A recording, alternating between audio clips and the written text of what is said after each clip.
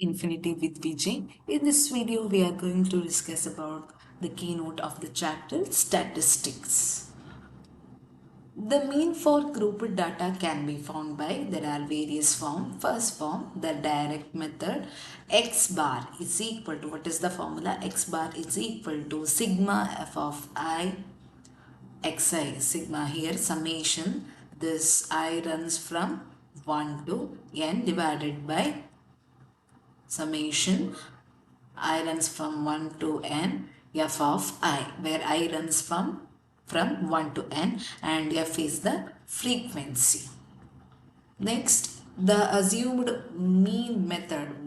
What is the formula for this? X bar is equal to A plus sigma f of, I will read this summation, I will read it as sigma f of I di divided by sigma of f of I, where A is the assumed mean and D here, D is a deviation.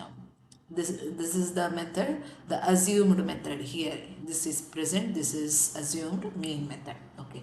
The step deviation method, in that x bar is equal to a plus summation f of I ui divided by summation f of I into h, where again a is the assumed mean and h is the class size, and we can find ui is equal to xi minus this assumed mean a divided by the class size h, with the assumption that the frequency of a class is centered at its midpoint. So frequency at centered at its midpoint, called its class mark.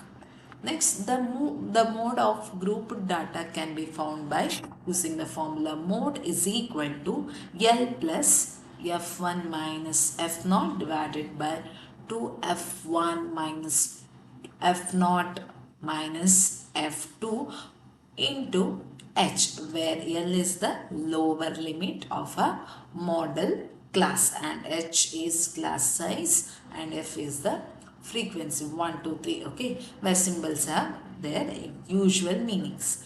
The cumulative frequency of a class is the frequency. What is that cumulative frequency means? The frequency obtained by adding the frequencies of all classes preceding the given classes. Okay, this one is called as cumulative frequency.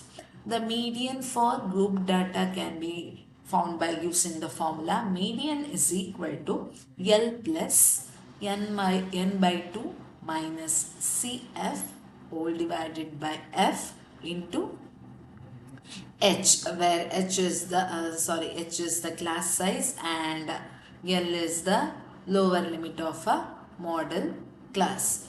I hope you understood, memorized this key points. If you have any doubts, please put on comment section. Thank you for watching.